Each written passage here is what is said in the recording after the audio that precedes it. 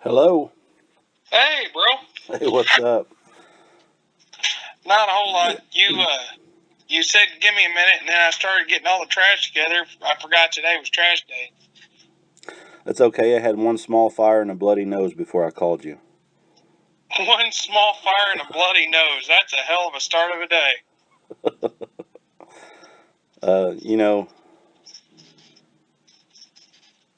I don't know, something was in the toaster or something, and it just sprouted fire. So if it was a different time, it might have been a religious experience. I might have had to kneel down and worship it.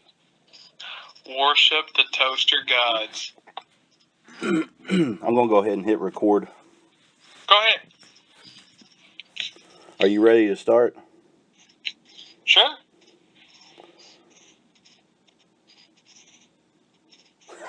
Crickets.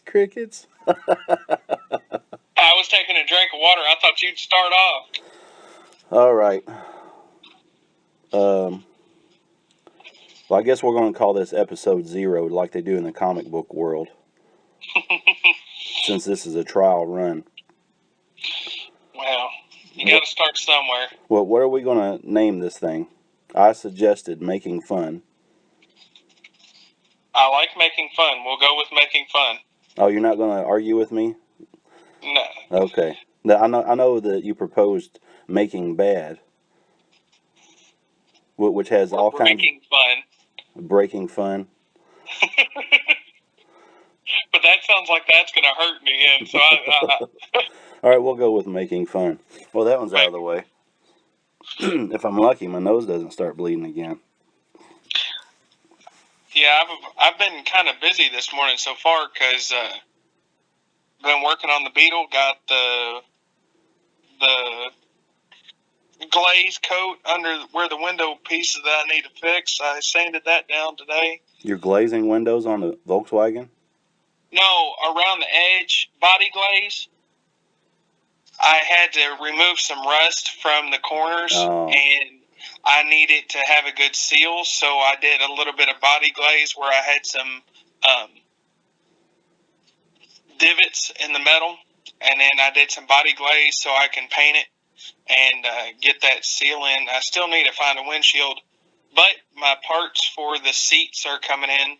I went and picked up my Evapor rust while I was out this morning. Going to try that on the springs for the seats. And I finished painting the sides to my computer tower.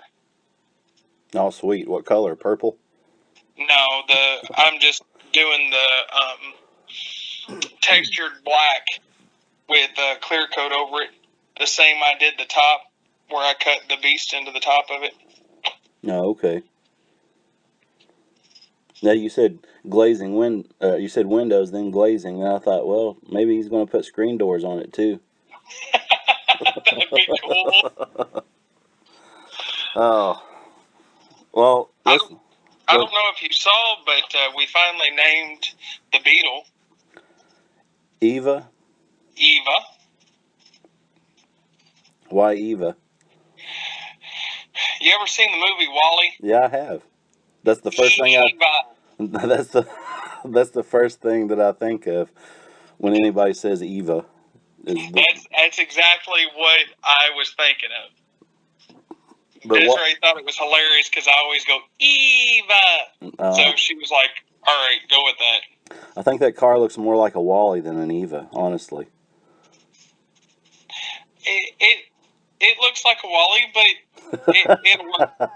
it'll work as Eva. It almost became Freya. She's going to get there, right? Yeah.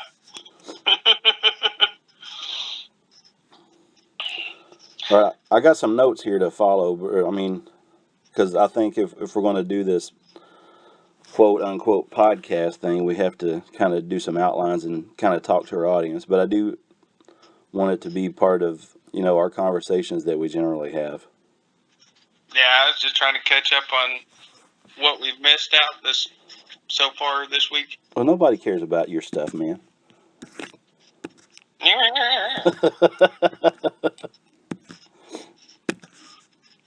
Um, who are we? Because we already named the podcast, we're going to call it Making Fun, which is the only thing that we're good at making. That's about true. So who are we? Well, you are Mad Dog, right? Well, no, I'm going. I'm using my regular name because that's what I use on my channel and everything. And Okay. nobody calls me Mad Dog anymore. So, I mean, if you want to use your nickname, that's fine. Well, I'm Drew Roberts, aka Moonshine. Um, that's pretty much what I'm going to go by. Either way works for me. Or Drucifer. Drucifer works. Or the unholy one. I've been called that. I can't say any of your other names because they require some explicit language. Explicit language, I should say. That's yeah. And we're going to try to veer away from that. I'm thinking I might have to like write a list of substitute words for the foul language that is a part of my canvas, because I use foul language the same way Jackson Pollock used paint. I just throw that stuff everywhere. You know, like on Firefly, where they had a funny different name for every curse word they had, like "God ram it" and. Oh yeah, and then I was thinking more of like Battlestar Galactica, fracking. Yeah, I'd have to have the list in front of me though, so I could like use that one and go down the line, because if I don't have a visual marker to use, then I'm just going to slip up and say the wrong thing. So, we might as well go ahead and have a disclaimer. We're going to try to keep this as family friendly as possible, but we might not succeed. Oh, what's that saying? Try and try again. Exactly. I mean, that's who we are. If you fail once, you can fail 10 times before you'll get it right. Well, that's I got off subject. Actually, that kind of goes into our subject, because I'm not afraid to fail at something, even if it's not exactly right. I'll try to make it work. Right. What's our subject? What kind of maker are we? Yeah. Referring to the Peter Brown video. Well, let me do my introduction. I'm Jeremy Miller, and I have. We don't care. Yeah, that's right. And I think if we keep doing this, people will figure out. But first, let's go in before we go into our subject. I want to. You got your introduction. I got my introduction. Short and sweet. Why are we doing a podcast? Because we're brothers and we want to do something together. That's one of the many reasons, because we have these conversations always, and I always walk away with some more knowledge than what I showed up with. And on my side, I want to give a more truer version of me, because when I'm doing videos on YouTube, I'm talking at a camera and there's nobody there to really pull the essence of me out. And I want to look for some authenticity. Although curbing my foul language really isn't authentic, but I want to include everybody that we can. So you need rebound and sound. I don't know what that means. You need something to rebound your ideas and who you are off of, and the sound of actually being able to talk to somebody to make it easier on you. Oh yeah, to be more authentic, because know when you're just making videos, you're putting on a show a lot of times, and I'm actually backing away from talking to the camera. I'm just doing more of a visual experiment than I am talking to the camera, because it just feels too fake for me most of the time. And honestly, I don't know what I'm talking about. I've been watching quite a bit of Alex Steele's stuff. He's a blacksmith.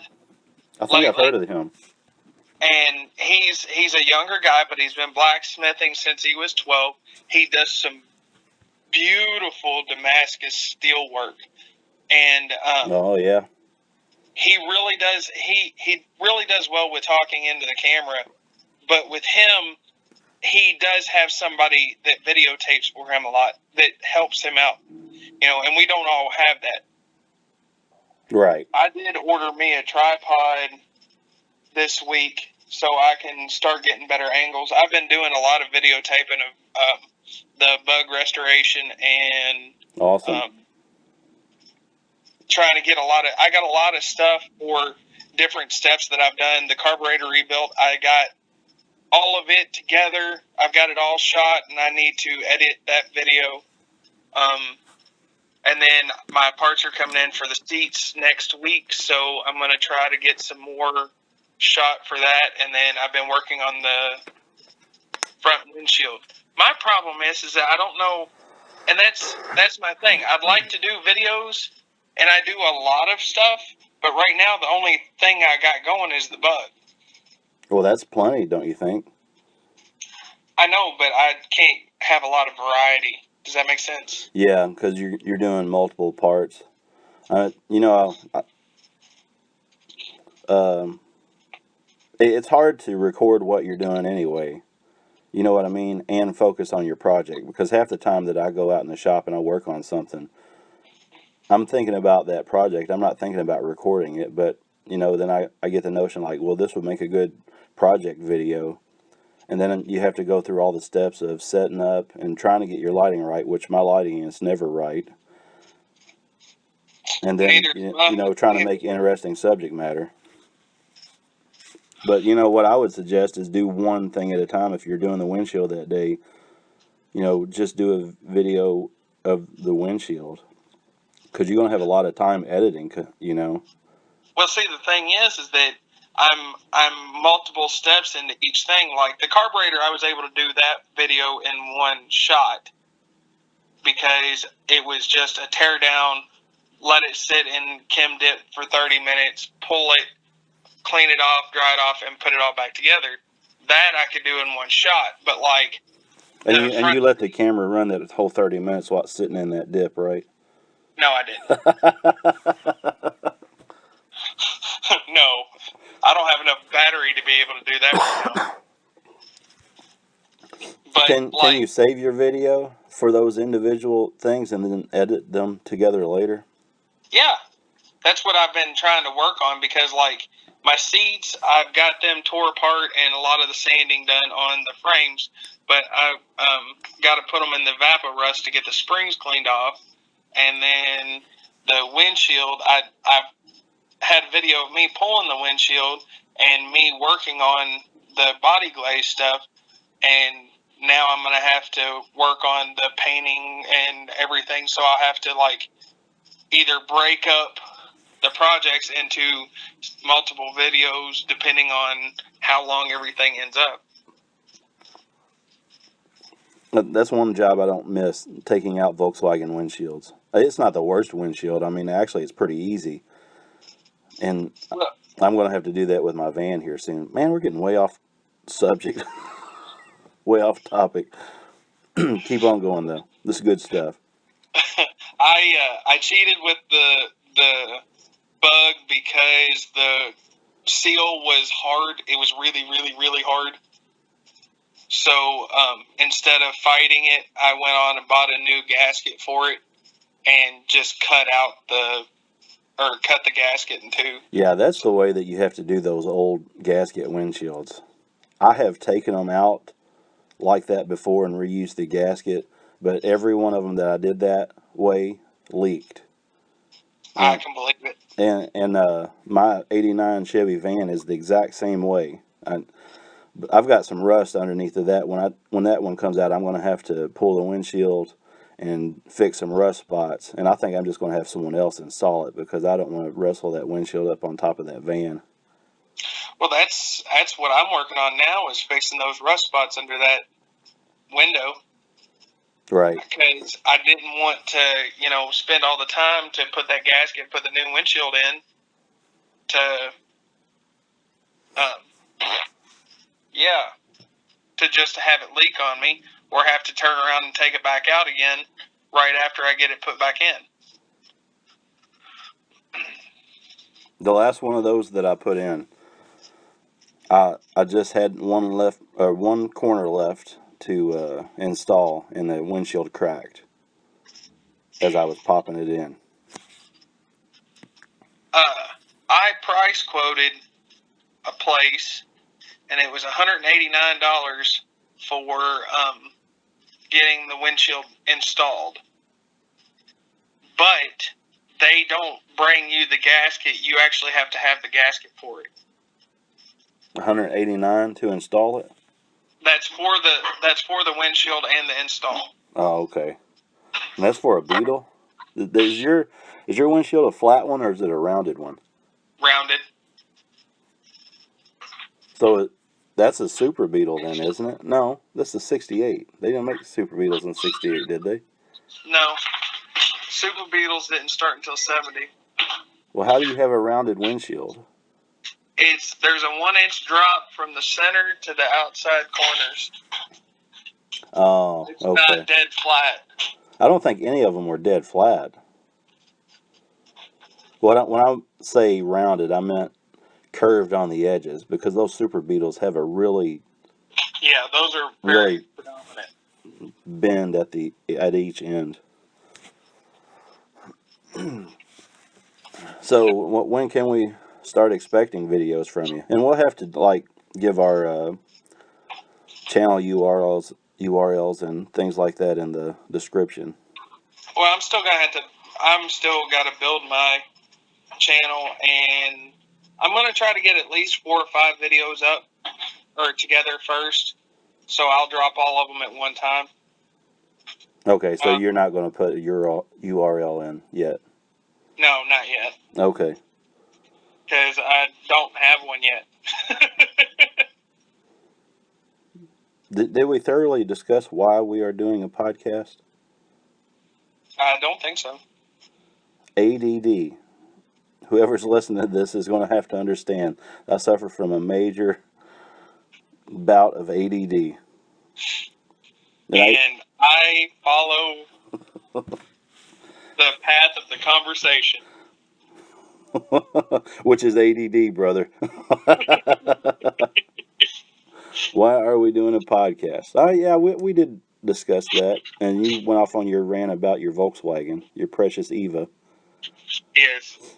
Eva. Why do you want to do a podcast? Is it technically a podcast if we're not uploading it to iTunes? No. Maybe we'll get to that point. We'll see what happens. This is all an experiment. Right. The reason I wanted to do it is gives me a project to do with you, and to try to get my information out and maybe get more information back from other people. Good point. Good point. I mean, networking, when you're working on stuff, networking is a big thing, because you can learn through trial and error, but learning from other people is just as good sometimes. That might be why I don't ever learn anything, because I don't network. Well, maybe you need to do that more. Maybe. That's what I have you for. You're the social butterfly of the family, and the rest of us are just antisocial jerks. Yes. Did she say yes? Yes. I think I struck a nerve. I think I got everybody else's genetics for the social butterfly part. Yeah, you're definitely the talker of the family. I'm not afraid to talk to people. I just don't like talking to people usually, and which is sad, because I'm a pretty nice person when I'm not being a jerk. That's what we call an oxymoron. If you can get past that point, I'm a pretty nice guy. Actually are. You're a nice guy. You do try to be good to people. I'm just terribly awful, and that shows through my trying, right? No, the ADD kicks in. Thank you. Nice talking to you. I have no time to talk to you anymore. I have a different idea in my head.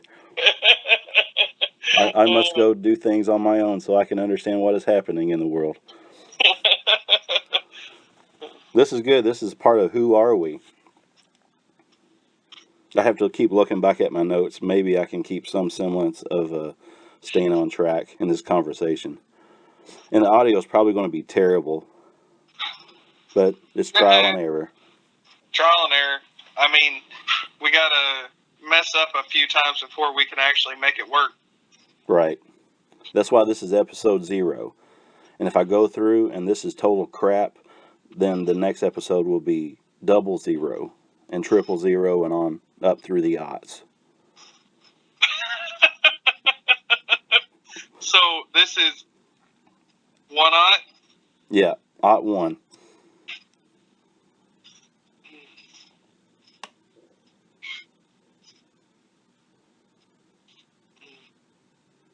What are you doing? I'm recording a podcast. Oh. Or were you talking to me? No. You talking to someone else? There's no one else in this podcast. You should not be talking to anyone else. I was talking to, yeah.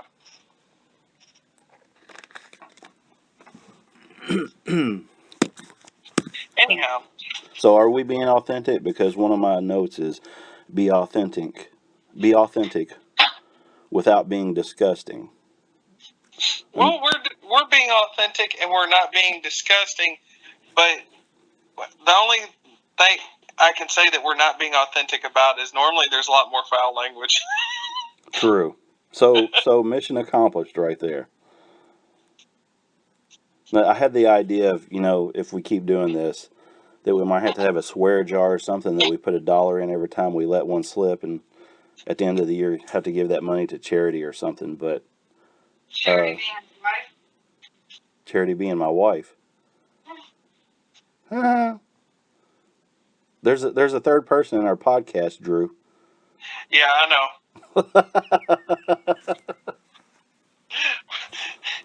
She's a little used to just us talking. That's okay. We love her anyway. Here's an interesting question. Why are back scratchers so cheap but massage is so expensive? I don't know. It has to do with depth, doesn't it?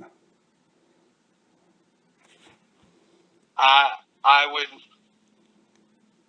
The depth of the aggravation.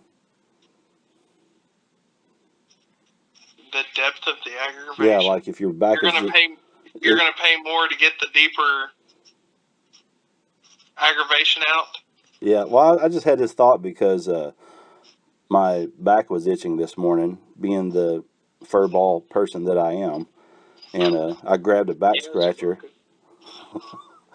and I thought, wow, back scratchers are pretty cheap. You can get them for just a couple bucks, but if you need a massage, I mean, not that I ever get massages, but if you go get one, they're pretty expensive, right? You got to set an appointment and everything. If your back itches, you just say, hey, could you scratch my back, or you grab a back scratcher. What does that have to do with making? Because depending on not necessarily as a maker, but as someone that needs something made, something that's simple normally doesn't cost you that much, but something that is going to take a lot of detail and time to get through will cost you a lot more. Ah, interesting. I think that was where I was going, because I've made back scratchers before and I haven't made a penny off of them. Well, maybe you're not charging enough. Probably not. but maybe if I put the time and effort into it that was deserving of them, they would be worth more. That goes with every project. The more you put into something, to a point. That goes to a point. The more you put into something, the better off it normally is. The more time and effort you put into something. But you got to be a type of person that can do that much detail sometimes. Me, there's sometimes I just have to get something done. I have to get to a point with something. So I'll do what I have to get it to that point and then worry about the details later. Which is a brilliant segue into our subject. Based on the Peter Brown video, what kind of maker are you? I would consider myself a big picture maker. I have to agree with that. Podcast over. Bye.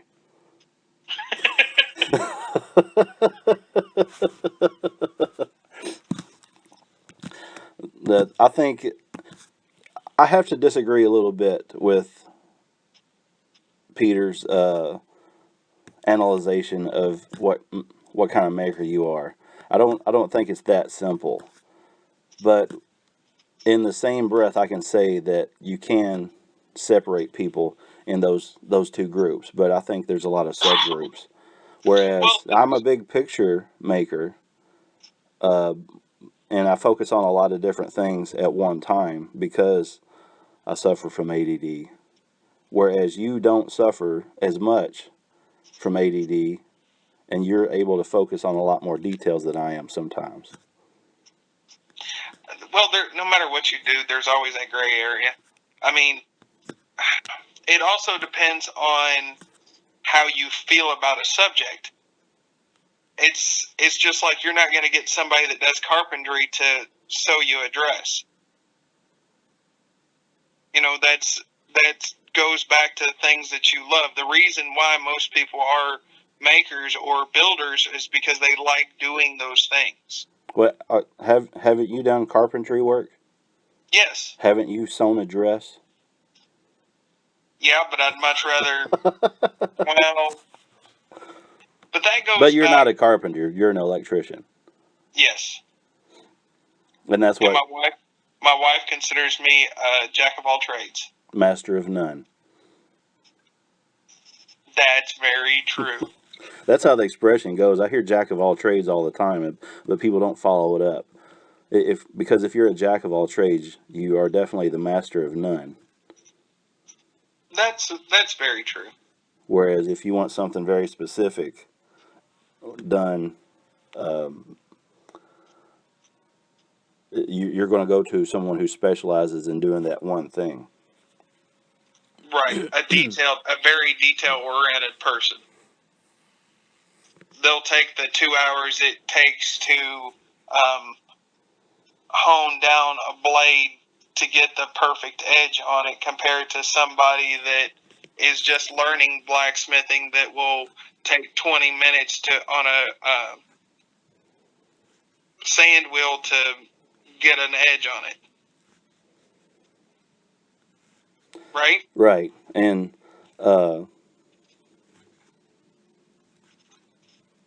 yeah. Which as a person who I haven't done any of that stuff. I want to. I want to do everything that I see, that I read in a book or find on YouTube, and that's the jack of all trades.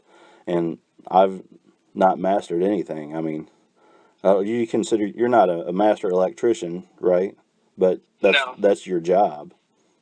And no, I'm not a master electrician. I'm just an electrician. But I'm not an apprentice electrician either. Right. Because you're the guy that people go to when they need stuff done at your said job. And I don't have any specific profession. I've considered myself an artist, and ideas and creativity are what I've strived on most of my life. I've done a lot of things, and but I can't consider myself a carpenter or steel worker or anything like that. My main job is a father, and then after that, I'm creative in everything that I do. That's what I try to be. But I haven't mastered anything. I haven't even mastered the arts because I never went and got my degree. I've just been recognized as an artist all my life. That's the only thing that I really know how to tell people I am. I'm a creative person. But at the same time, do you really have to be, or do you actually have to have a degree to be considered a master? No, I don't think so. A lot of people would beg to differ. In today's society, it has been pushed to the point of where they want you to have a piece of paper to say that you are a master at something. But, I mean, I've grown up, and I know you've grown up around guys that have been doing jobs for, 40 plus years. And you run into these guys that have done the same thing for 40 plus years. They don't have a degree in anything, but they can tell you the exact measurements of, let's say, an engine, or guys that's worked on the same machinery for the last 50 years. They can tell you exactly what every part of that piece of machinery is. Yeah, there's no replacing experience. I agree with you there. If you have a certain amount of experience, you should have a degree, in my opinion.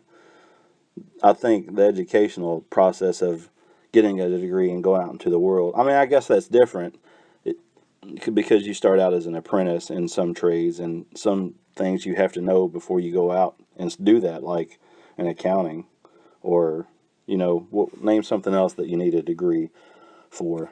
Education. You can't just go out and learn education in the field. Engineering, right. Because you need to know the actual makeup of everything to make it what it needs to be structurally. Right. But, I mean, technically, all those things, I guess you could apprentice at, but nobody wants their kids around an apprentice teacher. I mean, teachers do apprentice to some extent, because they have to be in a classroom a certain amount of hours to get their degree. Don't listen to me. I don't know what I'm talking about.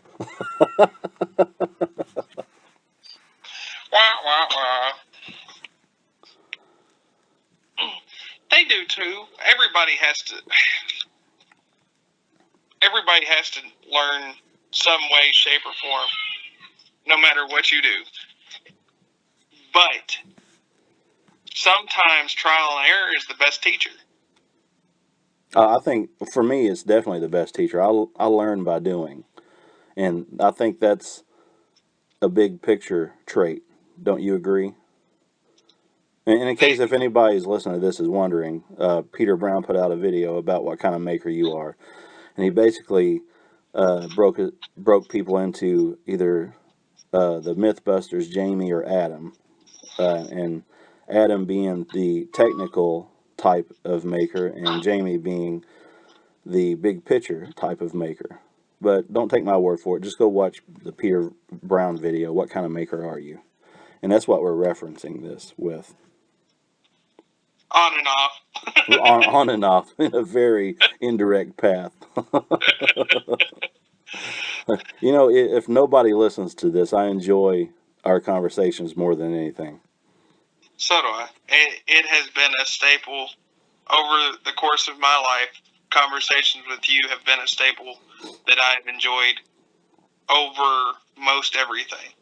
When we actually do get to spend time and hang out, it means a lot, because we do get to converse and discuss topics that we both enjoy. That no one else can put up with my massive ego the way that you can. Only because mine's bigger.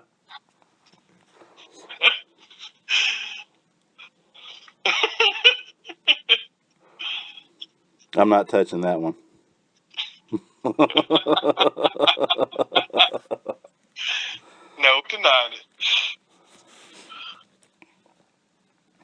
I guess we didn't explain that we are brothers. Oh, yeah. Twin brothers. Yeah, right. He's not the better looking one then. Well, opinions vary.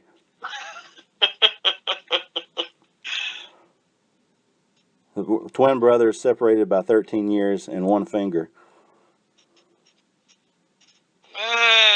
We'll go 40% of a hand. I thought about you last night. Stacy was watching a video about genetics or something, and there was these a tribe of people somewhere. I was only caught like the last part of it or something, But apparently, everybody in this tribe or community or something, the majority of the people have 6 fingers on one hand. Yeah, I've seen that one. It's like that could have been Drew's answer if he just had one more finger before he cut his off. Then he would be okay. That's very true. I mean, you're okay now, but I was just thinking of you like, man.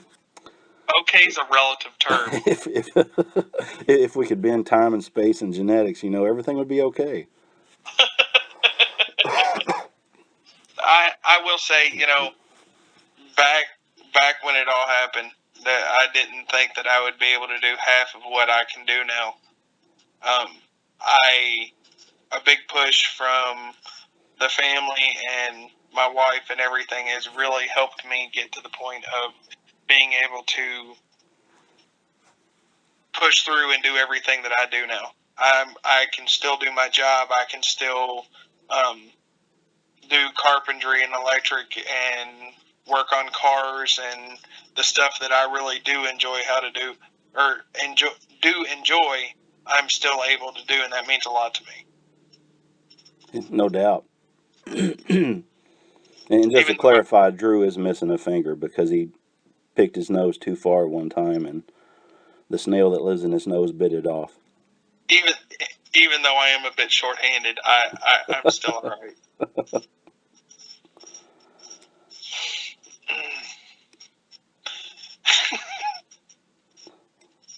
Did anybody ever tell you that when you were a kid?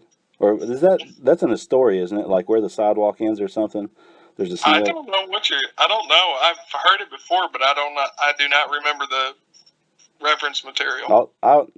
Abstract thoughts are all that permeate my brain, memories of stupid things, and I reference those stupid things quite often. People don't know what I'm talking about, and I don't either, honestly, but I'm pretty sure that was in a poem or a book. It might have been the Shel Silverstein, however you say his name, Where the Sidewalk Ends, and one of those books. I'll have to look it up. It's going to bug me now. That reminds me of the saying with the goat. Stuff you reference all the time. Yeah, we can't use that phrase on this if we're going to keep it clean. Thanks for bringing that up. I'm telling you, I'm an awful person. If you get to know me, I mean, most people are, and most people would laugh at my musing. But like I said, I want to be inclusive to everyone with my public persona. If you want to hang out with me some other time, which I don't generally hang out with people, but you would see a different picture of who I am. You do too. You hang out with people. Yeah, I spend all my time raising kids and separated in a world of my own creation most of the time. But I hang out with people sometimes. The select few. That mostly ends up being family.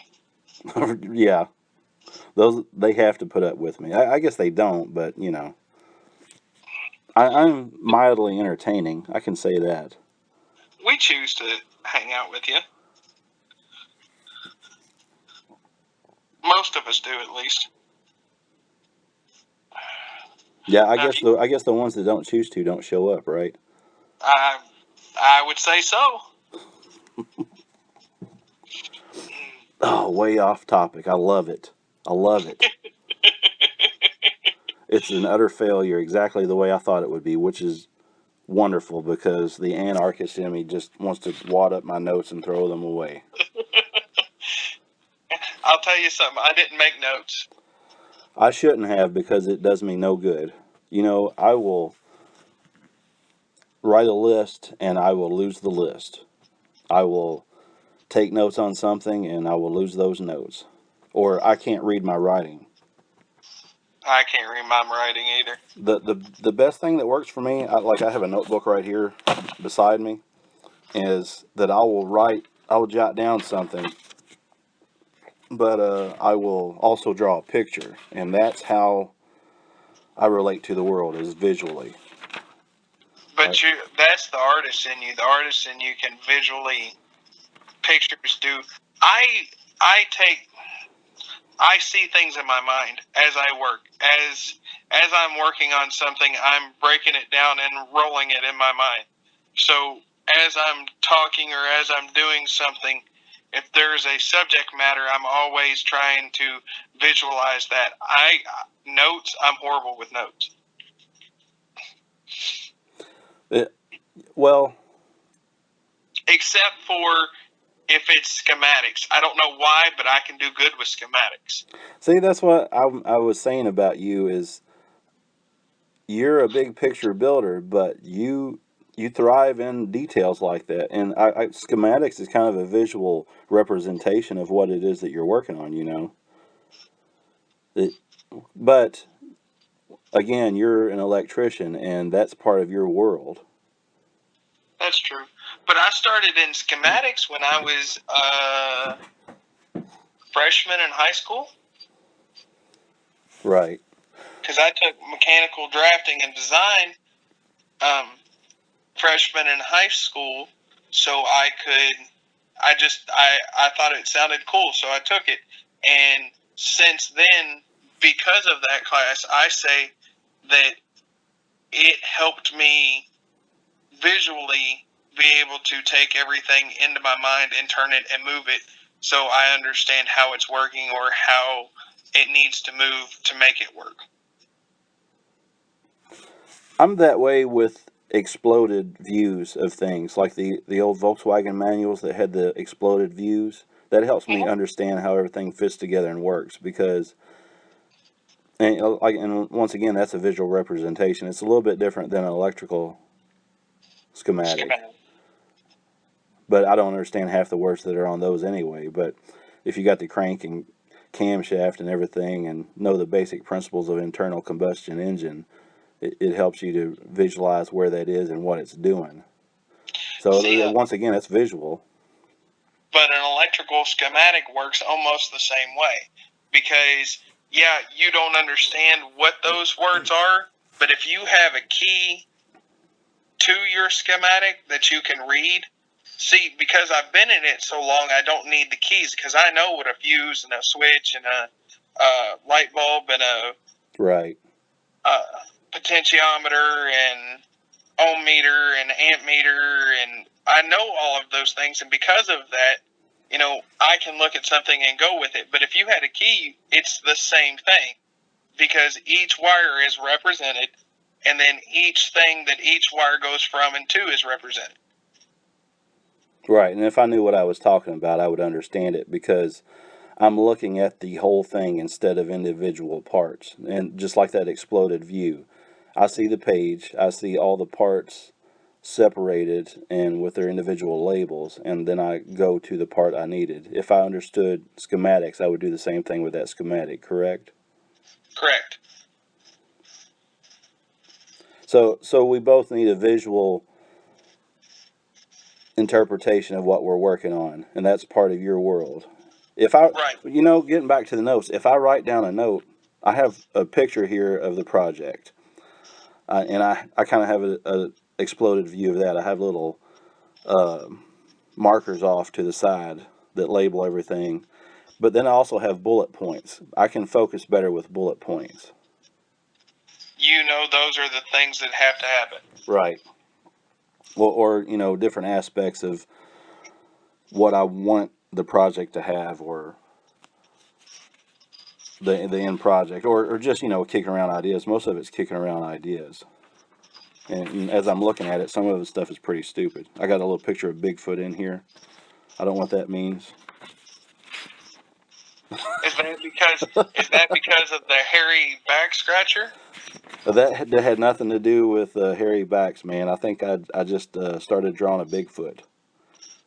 So I gotta ask, does the hair ever knot up? And then when you scratch it, it like breaks the knots? Sometimes it's not pleasant. Okay, I mean, I'm not the hairiest person I know. I'm just hairy enough that it's inconvenient most of my life. Except for the top of my head. Yeah, What, that's a genetic thing. what's, you could land an airplane up there without any roughage.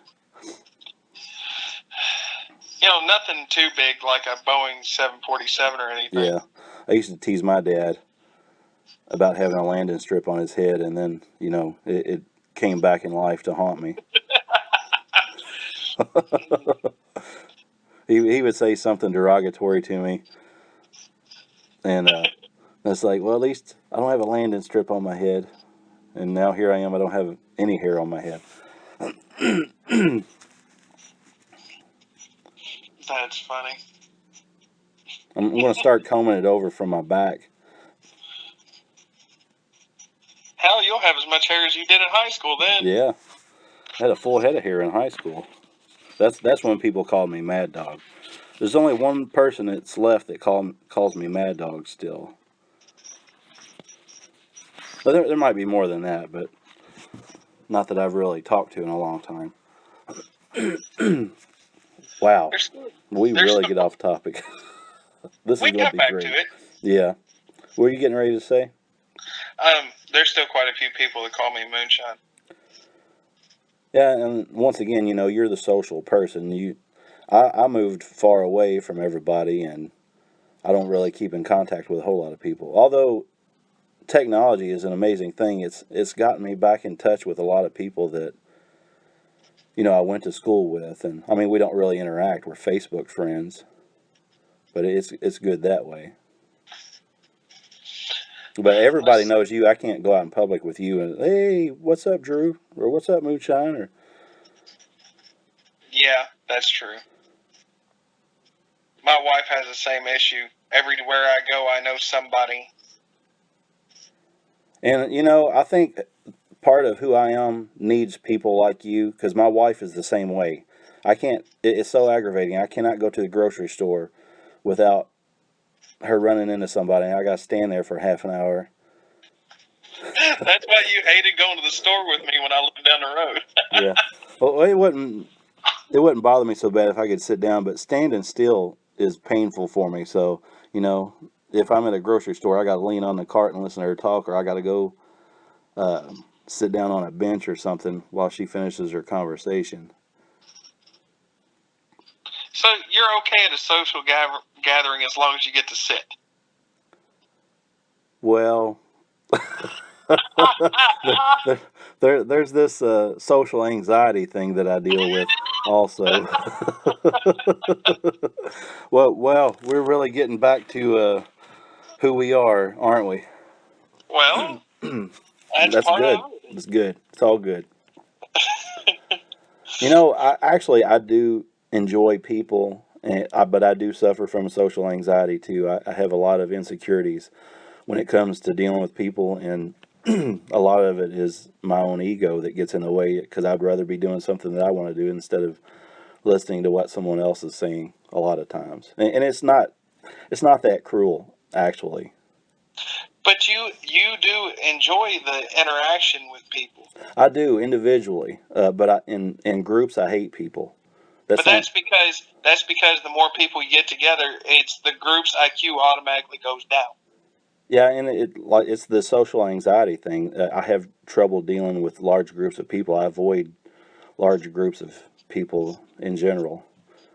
But every day is a struggle. A lot of people don't understand how, and I don't take medication for any of the things that I do. I actually ran into a friend the other day, and she suffers from social anxiety, because I didn't realize it before, but I said, well, I don't ever see you around or anything, And she said, well, it's social anxiety. I have trouble going out. And it's not that we don't want to go out. It's just that there's always an underlying fear of going out. It's a struggle. You have to force yourself to get up and make the next step and the next step. And every step is a struggle. And talking to her really helped me look at myself, and it's like, yeah, every day is a struggle for me. I do want to go do things, but sometimes the mental strain that it puts on me just isn't worth the effort. That, and a lot of people are almost did it, buttholes. Tim Emmels. Tim Emmels. Well, talk about an obscure topic that is hard to explain. That's our own brother language that we created years ago that only has a few words to represent other things. But it's enough to obscure a conversation that people don't understand what you're talking about. Right. Because that's what I need to do is alienate myself from more people, right? And another reason why we're doing this podcast, so I'm less alienated. Speaking of people, the person that taught me mechanical drafting and drawing and architectural drafting and design was Tim Emmel. Tim Emmel. He was my teacher in high school. He was I have to say, one of the most influential people when it come to me being able to embrace the schematics and design part and being able to understand that, because he broke it down to where I could understand it easier. He did that with all the people in our class, but he was very detailed with talking to each student about, hey, he had his own company that did construction work and stuff too. So he was not only our drafting teacher, our architectural teacher, but he did woodworking for high school. And I still to this day have to thank him for everything that he taught me. Well, now you have in a public forum. And our secret language, the word Tim Emmel represents what? People. Individual people. Because there's something good in everyone, right? Yes. That was one of the reasons why we use that, is because of the good that comes from people. Right. Not that he had any negative connotations in your life. No.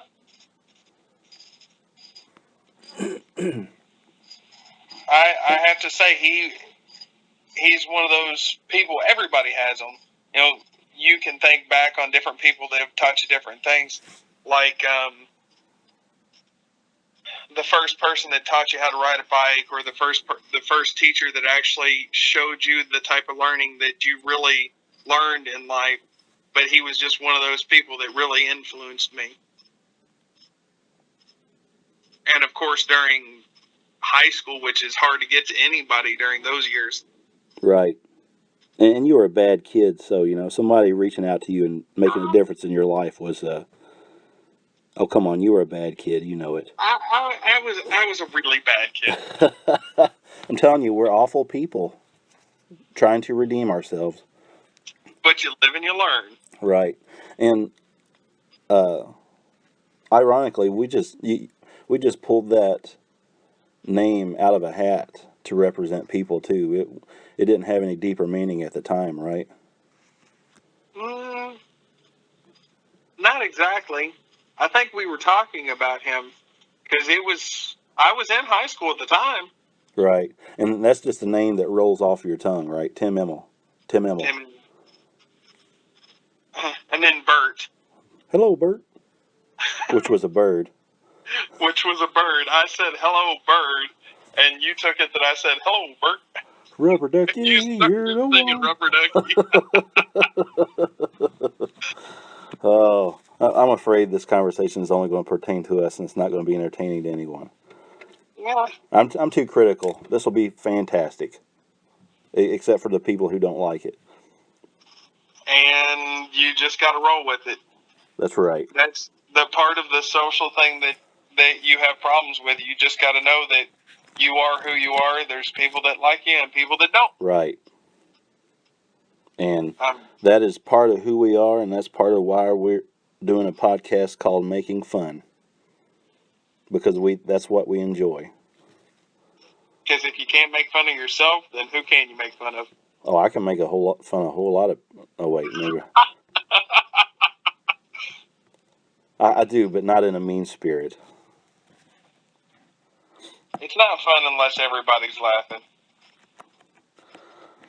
Don't bully kids. Right, don't bully.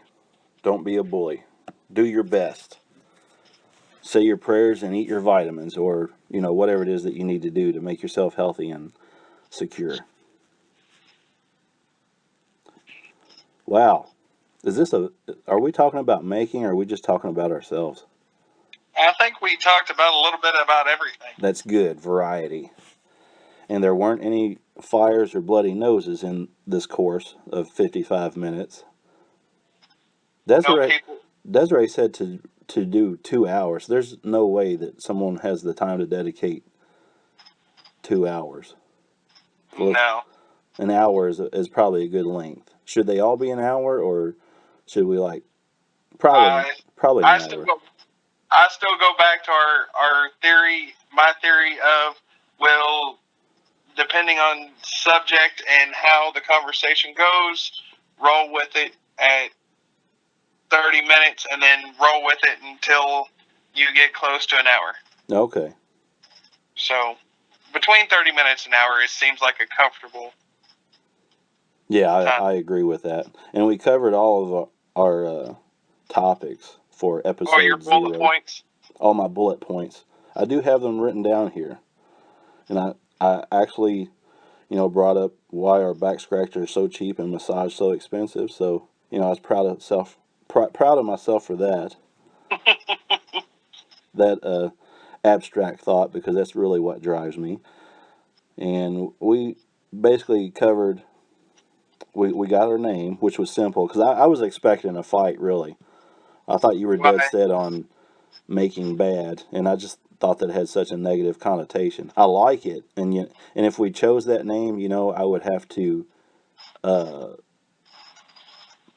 become more of the character. I'd be like the Heisenberg of making, if we if we did that. And you would of course have to be Jesse. You would of course have to be Jesse. I don't see me being Jesse. I just don't see me being Jesse. Who is the drug lord? What was his name? Franz? I can't remember what that guy's name is. No, not Fran. Or what about Tuco? Was that his name? Tuco? Where Heisenberg went in and blew up his office the first time? Yeah. I think I'd be more like Mike. Ooh, Mike's a good character. Just kind of roll with it and keep going. Yeah, level-headed. Oh, see, that makes me crazier than you, but that's probably true. See, so it's a good thing we didn't use making bad, making fun. Making fun. So we can laugh about it. Like, yeah, we tried, and it didn't work out. Now we're having a beer and laughing about it.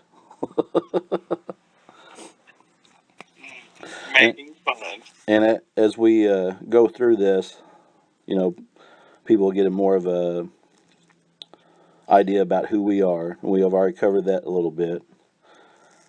And why we're doing a podcast, I think we covered that. Yes. And we are being authentic to some degree without being disgusting. Without being disturbing. Disturbing. Okay, I had disgusting, but disturbing. I think our disturbedness will come through. In time. And the last one was why our back scratcher is so cheap but massage is so expensive. So, all right, good deal. Right at 59 minutes. So, you're Junkpileomatic.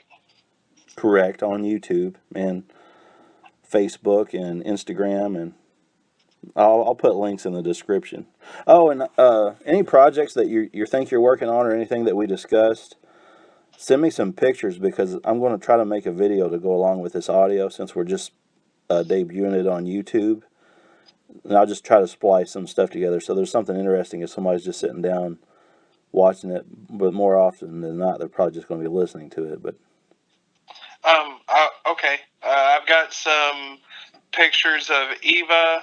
I got a few pictures of the seats. I got a few pictures of the carburetor broke apart, and a few pictures of the windshield stuff. So I can throw all that, and I can send you pictures of the computer that I talked about earlier. Okay, cool. Yeah, just a few things to throw in there, and I'll just like recycle them. So there's something on there. So that's episode 0 of Making Fun. Yes, it is. Man, that was good. You're like a polished announcer. You're hired. Good, because I'm already part of it. What about you got anything for an intro? Still working on that. Oh, okay. All right. Yeah, I think mostly we'll just jump right into the conversations and see what happened, because I think this was pretty good. I feel better about it now, and I'm going to try to make a few notes so that we don't stray too far. But I think people will be interested in the conversation mostly. I guess I could pull out the banjo and try to do the Breaking Bad on the banjo so we can make fun of the Making Bad. That'll be our unofficial name, but our official name will be Making Fun. I know, I said so we can make fun of it. You better be making fun. When's the last time you put new strings on that banjo? I don't know. They'd make good. They'd work very well for taking out a windshield, though. Yeah, they would. But it's too late for that now, isn't it? Or did you use banjo strings to take out your windshield? No, I used a razor knife. You hillbilly. It's a gasket window. It's not like it has the sealant in it. It's just a gasket. That was a you statement, and I'm sorry. My counselor says I'm not allowed to use you statements towards people that way. It's very hurtful. That hurt my feelings. All right, man. We're at the end of our time, I believe. Alrighty. And to everyone that's listening, thanks. Remember, like and subscribe to Junkpileomatic, and as soon as I come up with one, you'll know. Oh, you're not going to use the one you have now? I guess you don't have anything up there now, right? I've currently got Moonshine's Madness running, but I don't know if I'm going with that yet or not. You know, you can always change your name. So right now, like and subscribe. There's Junkpileomatic and Moonshine's Madness. All right. How's that? That sounds good. And I'll say bye for now. And we'll see how it goes from here. Bye for now.